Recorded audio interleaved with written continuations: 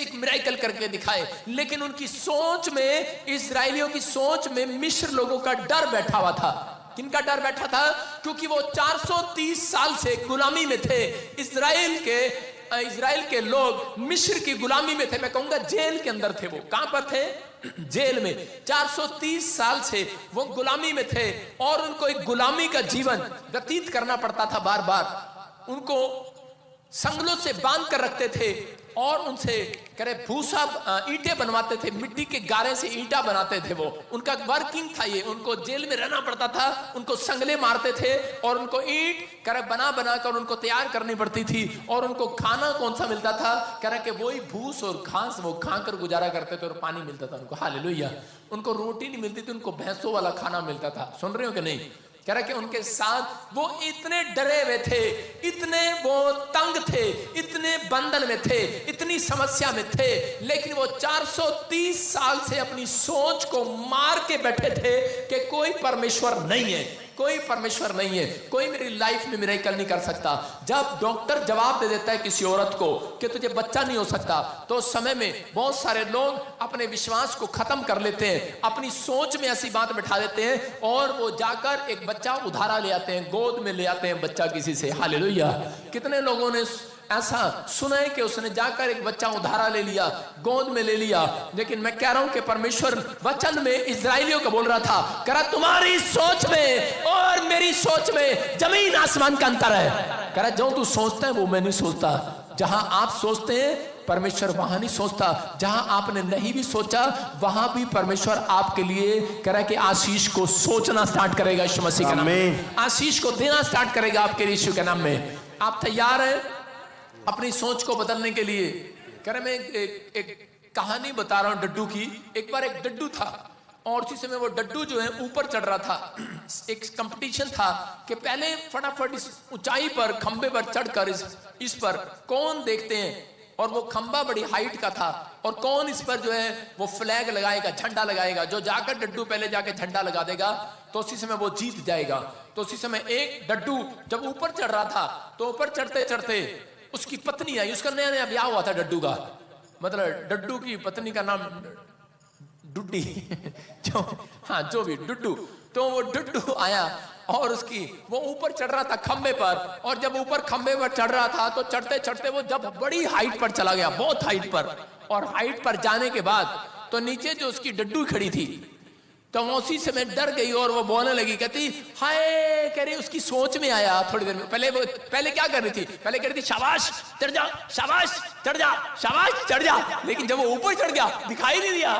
फिर कह रही, और उसकी सोच में आया, अरे वो मर गया तो विधवा हो जाएगी। और क्या बोलने लगी?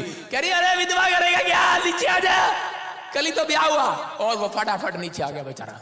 उसकी सोच में आया, उसने कुछ नहीं था, वो चढ़ रहा था ऊपर चढ़ रहा था। लेकिन उसकी सोच में क्या आया? उसकी सोच में आया, हाँ मेरी पत्नी विधवा हो जाएगी। इसका मतलब उसकी पत्नी ने उसकी सोच में डाला और शीशे में वो नीचे आ गया। और उसकी पत्नी ने कहा कि कह रहा मैं इतनी ऊपर चढ़ गया था, बस 1 मिनट झंडा ही लगाने वाला था। कहती पता नहीं क्या वो अंदर से ख्याल आया और मैंने बोल दिया जो मेरे से बोलना था। कह रही ओ हो। दूसरा डड्डू आया और वो फटाफट जवान था और इसी समय चढ़ गया ऊपर और चढ़ रहा खूब हाइट पर चढ़ रहा। उसका बाप नीचे खड़ा हुआ ताली बजा रहा, कह रहा शाबाश बेटे शाबाश, चढ़ जा।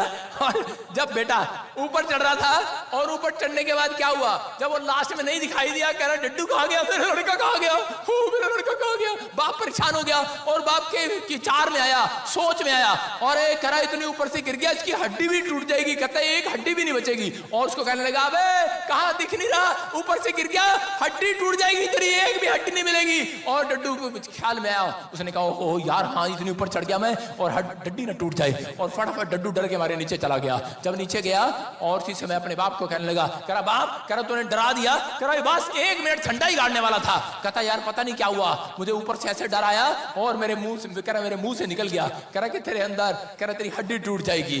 और इसी समय उसने बाप को कहता, कह रहा यार मुझे तो अब पता लगा डड्डू के अंदर तो हड्डी नहीं होती। कह रहा बता, खाम खाई का ख्याल डरा रहा था। लेकिन तीसरा डड्डू जो था वो ऊपर चढ़ गया और इसी में जाकर झंडा गाड़ दिया। और लोग उसे कह रहे थे, दूसरे उसे होपलेस कर रहे थे, उसके माँ बाप, वो जो दुल्हन खड़ी थी और जो उसका बाप खड़ा था, दूसरे पब्लिक खड़ी थी, वो कह रही थी हटो हटो, गिर क्या, अबे मर जाएगा, कहां जा रहा, अबे क्या कर रहा, मर जाएगा, अबे क्या कर रहा, तेरी जनानी विधवा हो जाएगी, अबे क्या कर रहा, हड्डी टूट जाएगी, अबे क्या कर रहा। उन्होंने कहा, उसने एक ही नहीं सुनी और वो चढ़ता चला गया, चढ़ता चला गया, चढ़ता चला गया और जाकर झंडा गाड़ दिया। उन्होंने कहा, ओए, उन्होंने पेड़ भी लाने की कोशिश किया होगा, कह रहे ओए, कह रहे गिरेगा क्या, मरेगा क्या, अबे ये हो जाएगा, तेरा नुकसान हो जाएगा, तेरा ये हो जाएगा, तेरा वो हो जाएगा। लेकिन डड्डू ने एक नहीं सुना, डड्डू ने जाकर झंडा गाड़ दिया और उसी समय सब लोग उसके लिए ताड़ी बजाने लगे। नीचे कैमरे वाले आए और लाइव वाले भी आए, लाली भी आया, ढोलकी भी आया, आसपास सारे आए और इसमें न्यूज वाले भी आए और फोटो खींचने लगे, कह रहे ये डड्डू बहुत महान है, आप क्या खाते हो, काजू बादाम क्या खाते हो, क्या क्या आपकी सेहत का राज है। उसने कहा, कह रहा है कि दूसरे ने बताया आकर, कह रहा है इसकी सेहत का राज है, कह रहा है ये गूंगा और बहरा है। हालेलुया, आपकी समझ में आया कि नहीं, कह रहा है ये गूंगा और बहरा है। इसका मतलब कह रहा है कि जो लोग अपने विचारों में फंस जाते हैं वो कभी अच्छे बिजनेसमैन नहीं बनते। जो लोग कह रहे विचारों में डर जाते हैं, उनकी सोच में आ जाता है, पता नहीं ये डॉक्टर ठीक है, दूसरा बदलते हैं, तीसरा ठीक है। एक लेडीज ने 4 चर्च बदले, 5वीं बार मेरे चर्च में आई, कहती पहले मैं चेक करती हूँ उसको, ठीक है नहीं ठीक है, हाथ छोटा रखता है, बड़ा रखता है, ऑयल लगाता है, कपड़ा भी देता है, पैसा भी लेता है। उसने कहा हाँ ये पैसा लेते, कहता अच्छा ओके, फिर तो मैं यहाँ ठीक हो सकती हूँ। फ्री में इलाज करा रही थी ना। तो उसके बाद क्या हुआ, और उसी समय कह रहा परमेश्वर ने मिरेकल किया, कह रहा कि वो डड्डू कह रहा कब कह रहा कामयाब हुआ, जब उसने अपनी पुरानी सोच को मार दिया। Hallelujah, hallelujah. याद रखना, अगर आज आपको कामयाब होना है, जब आप चर्च आते हो आपका विचार कहता नहीं, आपका विचार नहीं कहता, आपके रिश्तेदार कहते हैं तुम ईसाई बन गए हो, कहां जा रहे हो। मैं कह रहा हूं यही है पहली रुकावट जो आपकी जिंदगियों में आपको रोकती है। हालेलुया। जब बपतिस्मे की बात करते हैं बोलते ओए ईसाई बना रहे हैं। दूसरी रुकावट आपके विचारों में, आप सोचने पर मजबूर हो जाते हो, आप कहते हो कि नहीं हम तो बस ठीक आने आए हैं, बाबा जी झाड़ू मारे और हो जाए काम, अगले संडे सब झाड़ू लेकर आना, झाड़ू लगाऊंगा मैं तुम्हें। सारे बोले हालेलुया। विश्वास करना है, कह रहा जब तक आप अपनी सोच में अमीर नहीं बनोगे, फिर से बोलो अपने पड़ोसी को, बोला सोच में अमीर बन जा। जब तक आप सोच में अमीर नहीं बनोगे आप सक्सेसफुल नहीं हो सकते। लोग सोचने में गरीब हैं, कह रहा छोटा सोचते हैं, थोड़ा सोचते हैं, लेकिन आज इसीलिए कह रहा परमेश्वर उनकी सोच में नहीं आता। उसने कहा मेरी सोच में और तुम्हारी सोच में जमीन आसमान का अंतर है। जहां तुम सोचते हो मैं नहीं सोचता, लेकिन जहां पर कह रहा कि मैं सोचता हूं, कह रहा वहां पर बरकतें आने वाली है। यीशु के नाम में जो मैं तुम्हारे लिए सोच रहा हूं, जो मैंने तुम्हारे लिए सोच रखा है। यूसुफ को परमेश्वर ने बचपन से सोच रखा था मैं इसको प्रधानमंत्री बनाऊंगा, लेकिन यूसुफ की सोचों में नहीं था, उसकी सोच में विचारों में भी नहीं था। उसके तो बाप में गरीबी थी, कर्जा था, समस्याएं थी, लेकिन उसने सोचा भी नहीं था कि मेरे खानदान में कोई ऐसा करा। याकूब ने सोचा भी नहीं कि मेरे बच्चे कह रहा प्रधानमंत्री बन जाएंगे। याद रखना कह रहा कि आपको नहीं पता, एक ना एक दिन आप जब आते हैं आप निराश होते हैं, आपकी सोच में विचार डालते हैं। 3 साल हो गए जाते हुए, और मुझे लेहड़ वाले में पापा जी मैंने 2 बार लेहड़ कराया, मैंने 3 लेहड़ पर कराया, मैंने 4 कराया। मैंने कहा 3-4 में तो मैं वैसे ही नहीं काम करता हूं। मैंने कहा चल अपने फायदा है ना, 5-6 में करेंगे काम। हालेलुया। आप सुन रहे हैं कि नहीं? कह रहा 3 बार कराया, 4 बार कराया, मैं चर्च आया, मैंने ये किया, मैंने वो किया। मैं कह रहा हूं कि परमेश्वर का आत्मा कह रहा है कि लेकिन अगर आज आप टिके रहेंगे, कह रहे कि आज आप हिम्मत नहीं आ रहेंगे अपनी सोचों में, आज ये फैसला लेकर आना कि परमेश्वर ने तुम्हारे लिए कुछ बेस्ट, सबसे उत्तम सोच रखा है तुम्हारे लिए। लेकिन कब? कह रहा जब आप टिकेंगे और विश्वास करेंगे, अड़े रहेंगे, खड़े रहेंगे, परमेश्वर पर विश्वास करेंगे, बने रहेंगे। लिखा यूहन्ना के 15:7 में, जब तुम मुझ में बने रहोगे। जॉन में लिखा 15:7 में, जब तुम मुझ में बने रहोगे। कह रहा कि अगर तुम वचन में बने रहोगे, इसका मतलब जब तुम कह रहा कि वचन से भागोगे नहीं, मतलब परमेश्वर की आज्ञाओं से भागोगे नहीं, तो परमेश्वर कह रहा है कि मैं कह रहा तुम्हारे लिए सोच रखा है। और यूसुफ को जब उस रात पता लगा कि अचानक जेल में जाना पड़ा उसे, लेकिन उसके थोड़े दिन के बाद अचानक उसकी स्टोरी चेंज हो जाती है और वो प्रधानमंत्री बन जाता है। और उसके बाद प्रधानमंत्री बनने के बाद जिन भाइयों ने उसको खड्डे में डाला था, मारने की कोशिश किया था, वो भूखे मर रहे थे और उनको वो अनाज की बोरी दे रहा था। इसका मतलब उसने अपनी सोच को अच्छा किया। हालेलुया। उस चाहता था वो कि मैं अपनी सोच में यही रखूं कि मेरे भाइयों ने मेरे साथ बुरा व्यवहार किया, आज मैं प्रधानमंत्री हूं। हो सकता है आप लोगों ने करा आज परमेश्वर ने आपको डॉक्टर बनाया हो, इंजीनियर बनाया हो, कोई बड़ी फैक्ट्री बनाई हो, लेकिन आप करा अपनी सोच में आज भी लोगों को माफ नहीं करते। इसलिए करा कि आज भी पवित्र आत्मा करा कि उनकी जिंदगियों में करा मिरेकल नहीं होते। आज वो विश्वास करना करा कि उस समय में यूसुफ ने अपनी लाइफ के अंदर परमेश्वर के सामने अपने भाइयों को माफ कर दिया और उन्हें खाने को दिया। हो सकता था उसकी सोच में भी करा कि पार्शलिटी होती, वो भी नफरत करता अपने भाइयों से, लेकिन उसने ऐसा नहीं सोचा। उसने कहा कि जैसा मेरा परमेश्वर सोचता है मेरे लिए, मैं वैसा ही लोगों के लिए सोचूंगा। हालेलुया। याद रखना करा कि परमेश्वर इसमें से डिफरेंट नहीं सोच सकता। जो लोग बाइबल पढ़ते हैं उन्हें पता है कि परमेश्वर हमारे लिए अद्भुत सोचता है और अद्भुत ही करता है। वो ऐसा परमेश्वर है। बहुत बार शैतान आपको लायर है, मैं कह रहा हूं शैतान लायर है, झूठ है। वो आपको डराता है, वो हर बार आएगा आपके पास और आपको डराएगा, नहीं तेरा काम नहीं बनेगा, तेरे साथ ऐसा नहीं होगा। मैं कह रहा हूं बाइबल में ऐसा कहीं नहीं लिखा। बाइबल कहती है कि तेरे विचारों में कह रहा है कि जमीन आसमान का अंतर है मेरे साथ। कह रहा है जहां तू नहीं सोच रहा, कहता है मैं डिफरेंट परमेश्वर हूं। बाइबल बोलती भजन संहिता 3:5 में लिखा, कह रहा है कि हर एक भक्त जन परमेश्वर के सामने अलग होकर आए, मेरे सामने अलग होकर आए, अलग होकर, इसका मतलब डिफरेंट होकर आए। आज विश्वास करना है। एक लड़का मेरे पास आया और वो बोला पापा इन्होंने तो आपके ऊपर केस किया था, आपने इसको माफ कर दिया। मैंने कहा I am different pastor. Hallelujah. मैं समझ रहे मेरी बात को? कह रहे कि इसका मतलब कह रहा आज बहुत सारी औरतें आती हैं और आकर कहती हैं, कह रहे कि पापा मेरी जेठानी ने मेरा सामान रख लिया, मेरी दरानी ने ये रख लिया, मेरा हिस्सा रख लिया। मैं कहता हूं कि जिस दिन तू उसे माफ कर देगी तो परमेश्वर डिफरेंट करेगा तेरे लिए। वो बोलती है नहीं मैं इसको माफ नहीं कर सकती। मैंने कहा अगर तू डिफरेंट नहीं हो सकती तो परमेश्वर तेरी जिंदगी में काम नहीं करेगा। और लेकिन जिस दिन उसने डिफरेंट होकर दिखाया, आज उसका बच्चा न्यूजीलैंड के अंदर है। हालेलुया। दो फैक्ट्री है उसके पास। इसका मतलब ये करे कि जब आप डिफरेंट होते हैं, कर अपनी सोच को डिफरेंट करो दूसरों से। यीशु मसीह ने इसके अंदर अपनी सोच और विचार डाले हैं बाइबल के अंदर। जब आप उसके विचारों को नहीं पढ़ते, जब आप वचन को नहीं पढ़ते, तो कह रहा आपको पता नहीं लगता परमेश्वर का विचार है कि नहीं। मैं एक बार ऐसे ही प्रार्थना कर रहा था और एक आदमी, एक पास्टर प्रचार कर रहा था और मेरे अंदर एक विचार आया, खड़ा होने से जोर से थप्पड़ मार, और मेरा जी किया, मैं खड़ा हो गया और मैं खड़ा होकर करने वाला था, लेकिन मैंने उसी से मैं रोक लिया। मैंने कहा कि नहीं, मैं पहले देखूंगा परमेश्वर का विचार है इस बाइबल में कि नहीं। आप समझ रहे हैं? कह रहा है कि तेरे विचारों में, मेरे विचारों में, तेरी सोच में, मेरी सोच में जमीन आसमान का अंतर है। अगर आज आप जो सोच रहे हैं अगर बाइबल से मिलता है तो आप उस काम को करें, अगर बाइबल से नहीं मिलता तो आप उस काम को ना करें। मैं कह रहा हूं कि आज पवित्र आत्मा उन लोगों की सोच में करा आने वाला है, उनके घर में आने वाला है जिन्होंने करा अपनी सोच यीशु को दे दी है, जिसने अपने विचार करा यीशु के विचार अपने विचारों में ले लिए। याद रखना, याकूब ने अपने विचार नहीं परमेश्वर के विचारों को अपने अंदर ले लिया। दुख आए, बीमारी आए, करे कि समस्या आए, मेरा भाई मुझे मारे, चाहे मेरा बाप मुझे घर से निकाल दे, लाबान मुझे जितना मर्जी छोड़ दे, लेकिन मैं लाबान मामा को धोखा नहीं दूंगा। वो हो सकता था चोरी करके भाग सकता था, उसकी परिस्थितियां उसके उलट थी, वो परेशानियों में था, समस्याओं में था। हो सकता है आपकी परिस्थितियां आपके खिलाफ हो, लोग आपके खिलाफ हो, मजबूरी हो, गरीबी में रह रहा था, चोरी कर सकता था, लेकिन उसने अपने परमेश्वर को धोखा नहीं दिया। उसने अपनी सोच में परमेश्वर की सोच को रखा, अपने विचारों में परमेश्वर के विचारों को रखा, और परमेश्वर ने कहा याकूब जो परमेश्वर करा कि आज करा अब्राहम का परमेश्वर है, करा इसहाक का परमेश्वर है, थोड़े दिन के बाद लोग ये भी कहेंगे ये याकूब का भी परमेश्वर है। आमीन बोलने वाले आमीन। कह रहा है क्यों? कह रहा है क्योंकि मैंने देखा तेरी ईमानदारी को, मैंने देखा तेरी वफादारी को। बोलता है कह रहा सुन, कह रहा तेरे खानदान में कह रहा आज तक ऐसा कोई नहीं हुआ होगा, कह रहा डिफरेंट आशीष दूंगा सबसे। कह रहा अब्राहम को भी नहीं दिया, इसहाक को भी नहीं दिया, कह रहा लेकिन याकूब तुझे दूंगा।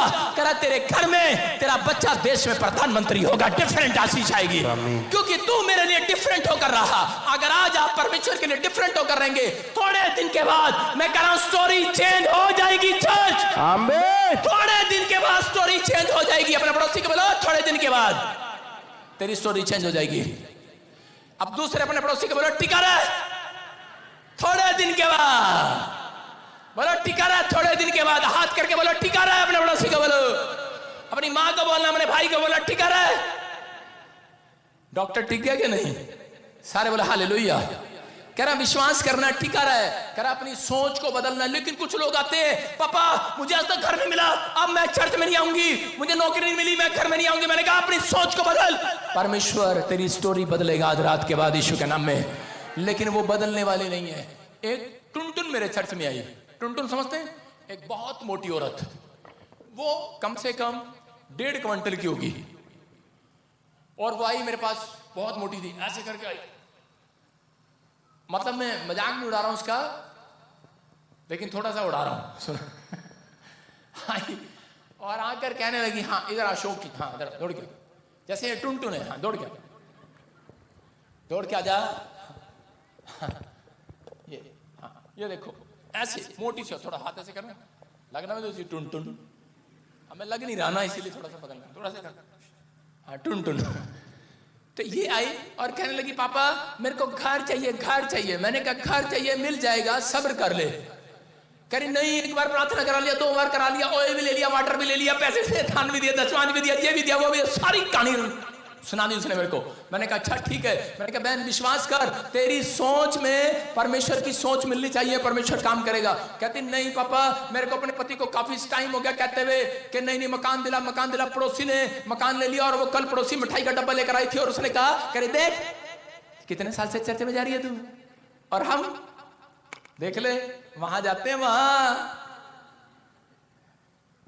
कह रहे लेकिन हमारा मकान बन गया और तुम्हारा मकान नहीं बना। उसको गुस्सा चढ़ गया, उसने कहा अपने पति को मकान मकान मकान।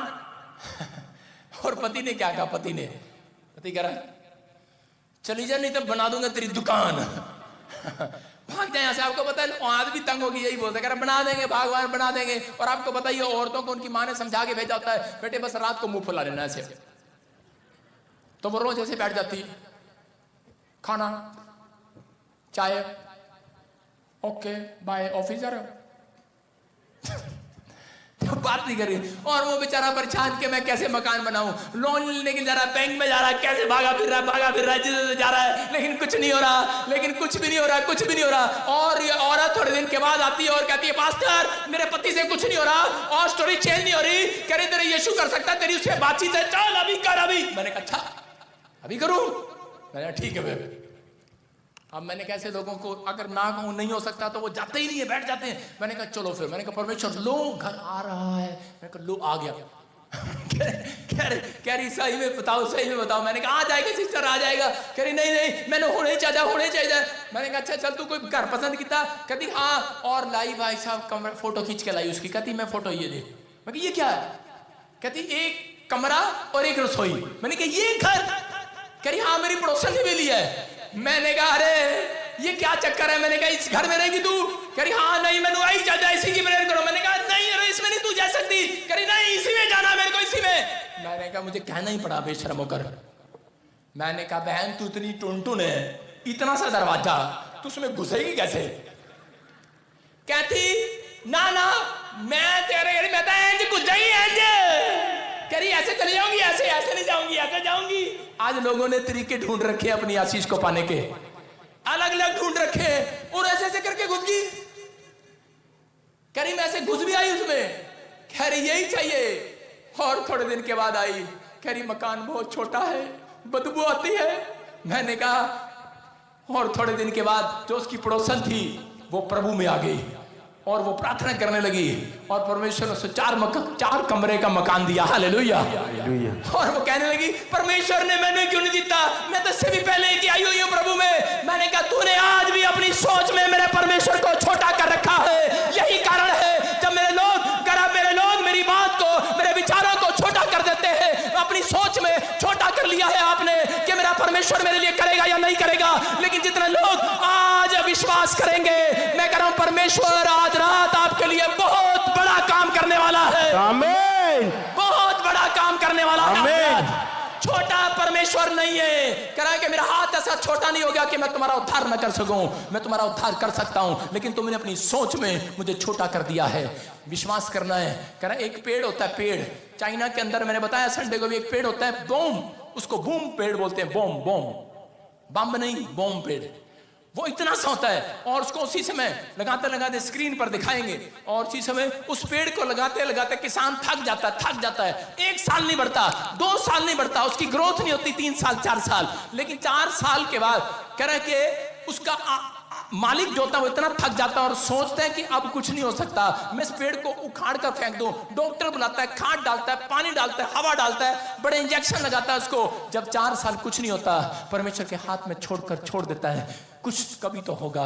और 5वें साल में वो पेड़ जो 2 फुट का लेकर आया था वो 4 साल नहीं बढ़ा। इसकी कहानी है, आप गूगल पर सर्च कर सकते हैं कि ये इस पेड़ का नाम बूम है और ये अचानक से 5वें साल में 80 फुट तक चला जाता है। वो देखो 80 फुट 80 फुट तक ये पेड़ चला जाता है। इंडिया में से भी सबसे ऊंचा पेड़ है ये, हालेलुया। करे सबसे ऊंचा 80 फुट तक इसकी चौड़ाई चली जाती है अचानक से, याद रखना। मैं लेकिन कब करे 1 साल काम नहीं बना, 2 साल काम नहीं बना, 3 साल काम नहीं बना, टिके रहना, भागना मत। परमेश्वर का आत्मा कह रहा अचानक एक रात करा आएगी और आपकी ग्रोथ करेगी। परमेश्वर का ग्रोथ होगी एक रात, अचानक एक रात आएगी, आपका बिजनेस ग्रोथ करेगा। अचानक एक रात आपके बच्चों की शादी नहीं हो रही, मैं कह रहा हूं अचानक एक रात आएगी और शादी होगी। मैं कह रहा हूं जिस बात के लिए आप तकलीफ में हैं, जिस बात के लिए आप अपने आप को घायल कर रहे हैं, कह रहा अपने सोच में विचारों में से घायल करना बंद करें। हालेलुया। अपने आप को घायल करना बंद कर। पड़ोसी को बोला अपने आप को घायल करना बंद कर, घायल करना बंद कर दो अपने आप को। परमेश्वर आज आपकी सोच को, आपके विचारों को बदलना चाहता है। अगर आज आप चाहते हैं कि परमेश्वर मुझे बदले, तो वो आपकी आशीषों को खोल लेगा। लेकिन जब आप अपने हाथ को उठाकर आज कहेंगे कि परमेश्वर मैं बदलना चाहता हूं, वो कह रहा है कि मैं देखता हूं तुझे उठते हुए, बैठते हुए, चलते हुए, फिरते हुए, मैं तुझे जांचता हूं तेरे मनों को। आज रात परमेश्वर से मैं प्रार्थना करता हूं, जो मुझे ऑनलाइन सुन रहे हैं उनकी सोच बदल जाए आज रात, उनकी आशीषें बदल जाए आज रात यीशु के नाम में। निर्गमन 14 के 12 में लिखा कि इजरायली 430 साल तक कुड़कुड़ाते रहे कि परमेश्वर नहीं है। उनकी सोचों में, विचारों को बदलने के लिए परमेश्वर ने मूसा को भेजा और जैसे वो मूसा गया और उसी समय परमेश्वर ने मिरेकल करना स्टार्ट कर दिया। हालेलुया। और उसी समय परमेश्वर उनको छुड़ा कर ले आया, 430 साल की गुलामी में से छुड़ाया। लेकिन उसके बाद भी कह रहे कि वो लोग इतनी गुलामी में रहे, 430 साल तक गुलामी में रहने के बाद उनके सोच और विचार भी गुलाम हो गए थे। हालेलुया। देखा, क्या हम तुझसे मिस्र में यही बातें ना कहते रहे कि हमें रहने दे, कि हम मिस्रियों की सेवा करें, हमारे लिए जंगल में मरने की अपेक्षा मिस्रियों की सेवा करना अच्छा था। क्या बोल रहे हैं, कुड़कुड़ा रहे हैं ये लोग। ये क्या कह रहे हैं, कह रहे परमेश्वर, क्योंकि जब 430 साल की गुलामी में से, मिस्र में से बाहर आए, तो जंगल में भी इनको 3 दिन खाना और पानी पीने को नहीं मिला। और जब नहीं मिला तो ये कुड़कुड़ाने लगे और कहने लगे कि परमेश्वर, एक्सोडस में लिखा इंग्लिश में, कह रहा कि यहां पर कह रहा, is not this the word that we did tell thee in. Hallelujah. कह रहा क्लियर बोल रहा है इस बात के लिए, कह रहा कि मेरे पास, कह रहा कि इससे अच्छा हम तुझे कहते नहीं रहे। आज बहुत सारे लोगों के जब काम नहीं बनते तब वो कुड़कुड़ाते हैं और कहते हैं कि परमेश्वर पता नहीं तो मेरी लाइफ में काम करेगा नहीं करेगा, इससे अच्छा तो मैं मर जाता, इससे अच्छा तो मैं दुकान खोलता ही ना, इससे अच्छा तो मैं अपने बच्चे को बाहर भेजता ही ना, इससे अच्छा तो ये काम होता ही ना, मैं मर जाता। आज बहुत सारे लोग गुलाम बना लिया है, गुलाम हो गए अपने सोच और विचारों का कि कुछ नहीं हो सकता। लेकिन यहां पर परमेश्वर ने कह मिस्रियों को छुड़ाने के लिए, मिस्रियों के हाथ से छुड़ाने के लिए जब कह मूसा को भेजा इजराइलियों को छुड़ाने के लिए, तो उसी समय परमेश्वर ने उस समय उसको बताया, कह रहा कि याद कर, कह रहा कि मैं तुम्हें छुड़ाऊंगा। लेकिन वो फिर भी अपनी सोच में गुलाम बने हुए थे, क्योंकि उनके अंदर एक डर था कि कहीं मुझे आकर पकड़ न ले, कहीं मुझे आकर फिर से हमें मिस्र लोगों के लोग पकड़ कर न ले जाएं। हो सकता है आज आपके अंदर भी आप सोच और कह रहा विचारों के गुलाम हो। कई बार जब किसी की पथरी ठीक हो जाती है, किसी का बच्चा ठीक हो जाता है, किसी का बिजनेस चल पड़ता है, तो उसके दिमाग में ख्याल हमेशा रहता है, ज्यादा नहीं हंसना, ज्यादा नहीं लोगों को बताना हमारे घर में कार आ गई है, ज्यादा नहीं बताना हमारे पास पैसा आ गया है। कहता है क्योंकि वो गुलाम है आज भी सोच के। हालेलुया। कितने लोगों को ऐसा समझाया जाता है कि ऐसा नहीं करना, किसी को नहीं बताना तू प्रेग्नेंट हो गई है, किसी को नहीं बताना तुझे बेटा हो गया है। क्यों? क्योंकि वो सोच और विचारों के गुलाम है। उनको पता है कि हम ज्यादा हंसते हैं तो हमें ज्यादा रोना भी पड़ता है। वो गुलाम है, वो लोग आज भी वो गुलाम है। लेकिन मैं फिर कह रहा हूं कि यहां पर परमेश्वर ने उसी समय उनको, उनके पीछे मिस्र की सेना लगा दी। और क्यों वो कुड़कुड़ा रहे थे, मिस्री उन्हें मारने के लिए तैयार थे, भाग रहे थे उनके पीछे, भाग रहे भाग रहे थे। लेकिन आज स्पिरिचुअल लोगों में और जो स्पिरिचुअल नहीं है, जो आत्मिक लोग हैं, मैं उन लोगों की परिभाषा बता रहा हूं आज, और जो शारीरिक लोग हैं और उनकी बता रहा हूं। हालेलुया। कह रहे हैं कि बड़े सारे लोग कह रहे हैं ये लड़का इतना फटाफट, हाँ ये मिस्री मेरे पीछे लगा हुआ, ये मिस्री पीछे लगा हुआ मारने के लिए मिस्री पीछे लगा हुआ है इजरायलियों के। और लेकिन कुछ लोग तरह तरह के आत्मिक लोग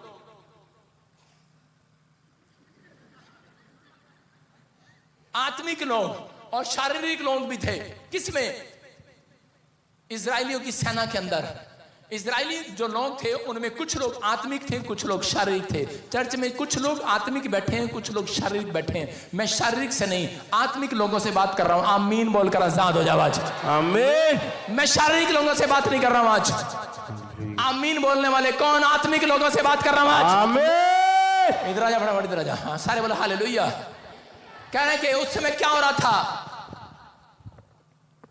ये इजरायली को परमेश्वर ने कहा, कह रहे कि लाल समुंदर, कह रहा जाओ जाओ निकल जाओ। और ये रास्ते में कह रहे थे कब जंगल आएगा, कब पार होगा, कब कनान देश आएगा, कब हम पहुंचेंगे। लेकिन उसी समय परमेश्वर ने उनको उस समय रोज रात बताया, कह रहे कि जाओ फटाफट मूसा इनको निकालो जल्दी से यहाँ पर। और उसी समय आगे जब निकले वो उनकी बात मानकर, मूसा की बात मानकर इजरायली जब जा रहे थे तो सामने लाल समुंदर आ गया और पीछे फिरौन की सेना घोड़े पर सवार होकर तलवार और भाले लेकर आ रही है और इसी समय मारने के लिए। और इसी समय इजरायली क्या बोल रहे हैं? अब ये इजरायली, ये आत्मिक है और ये शारीरिक है। और ये क्या बोल रहा है मूसा को? ये बोल रहा है, शारीरिक कह रहा है इससे अच्छा वहीं ठीक नहीं थे, कह रहा मरवा दिया आगे लाल समुंदर और पीछे सेना, कह रहा ये हमें फिर पकड़ कर ले जाएंगे, फिर मारेंगे, फिर हम मर जाएंगे। आज दुनिया के लोग अपने सोच और विचारों में गुलाम हो रखे हैं कि ये कोर्ट केस ये नहीं आजाद हो सकता। लेकिन ये इस आदमी को, इस शारीरिक था, इजरायली तो था लेकिन शारीरिक था, ये डरा हुआ था, कुड़कुड़ा रहा था, परमेश्वर क्या होगा। लेकिन यहां पर आत्मिक बंदे ने हाथ उठाया, उसने कहा परमेश्वर मैं प्रार्थना करता हूं कि इस समय परमेश्वर सामने लाल समुंदर है, कोई रास्ता नहीं है हमारे पास। डॉक्टर ने जवाब दे दिया है, कर्जा है, कल हमारी कार उठाने के लिए आएंगे, कल कह रहा हमारे घर को नीलाम करने के लिए आएंगे, कल डॉक्टर ऑपरेशन करने वाला है, लेकिन कोई रास्ता नहीं है। डॉक्टर ने भी जवाब दे दिया है। लेकिन आज रात में हाथ उठाऊंगा, मैं शारीरिक नहीं हूं, मैं आत्मिक हूं, मैं हाथों को उठाऊंगा और मेरे लिए रास्ता खुलेगा। आज रात मेरी सोच में आमीन। और रास्ता खुल गया है, रास्ता बन गया है। और जब रास्ता बना उसी समय लाल समुंदर में से किसी ने आज तक रास्ता नहीं बनाया, कोई क्रेन नहीं, कोई जेसीबी नहीं, कोई पत्थर नहीं, लेकिन उस समय में लाल समुंदर में रास्ता बन गया। और उसी समय आत्मिक लोग उसमें से निकल रहे हैं और शारीरिक भी उसमें से निकल रहे हैं। लेकिन उनके पीछे मिस्री दौड़े हुए आ रहे हैं, दौड़े हुए मारने के लिए दौड़े हुए आ रहे हैं। चलता रहना उधर को घन चक्कर, दौड़े हुए आ रहे हैं, दौड़े हुए। और देखो सुनो ये कैसे चल रहे हैं, लाल समुंदर में किसी के पीछे सेना हो और ये कैसे चल रहे हैं? शारीरिक कैसे चल रहे हैं? मजे से आराम से चल रहे हैं। और जो आत्मिक लोग आराम से चल रहे हैं और शारीरिक आगे सेना आगे और भागले आगे, हमें निकल जल्दी निकल। और आत्मिक कौन था आगे? मूसा। आप मूसा कह कोई बात आने दो।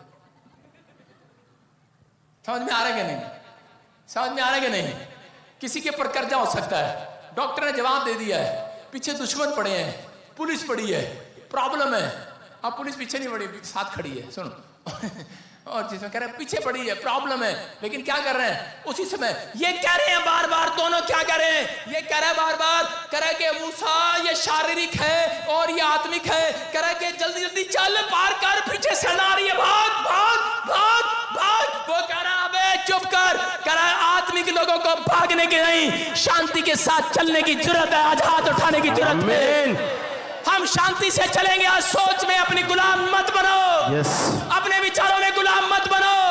तुम घबराओ नहीं। आत्मा आज ये कहना चाहता है मेरे अंदर से, आपसे वचन से बातें कर रहा है। वो कह रहा है कि आपने अपनी आत्मा को गुलाम बना रखा है, डर की गुलाम बना रखा है, शैतान का गुलाम बना रखा है। कह रहा आपको भागने की जरूरत नहीं है। आंधी आए, तूफान आए, कह रहा है कि शांति के साथ चलते रहो। कह रहा है शारीरिक को भागना पड़ेगा लेकिन आत्मिक को शांति से चलना पड़ेगा। आज यीशु मसीह का नाम। Amen. यीशु के पीछे चलना है। Yes. आज आत्मिक लोगों को शांति के साथ चलना है, शांति के साथ उठना है, शांति के साथ बैठना है। समझ में आ रहा है कि नहीं? कह रहा एक रात अगर आप शांति से चले, अपने सोच को आज कह रहा शैतान का गुलाम नहीं, कह रहा कि आज परमेश्वर के अधीन हो जाओ। अगर आज आप अधीन हो रहे हो, याद रखना अचानक एक रात आएगी, आपका बच्चा नशा छोड़ देगा। एक रात आएगी, आपका पति नशा छोड़ देगा।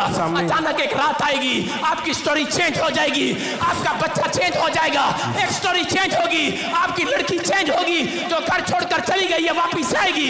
मैं कह रहा हूं आपकी स्टोरी चेंज होगी। जो डॉक्टर ने लिख दिया है कि कैंसर नहीं जा सकता, आज रात स्टोरी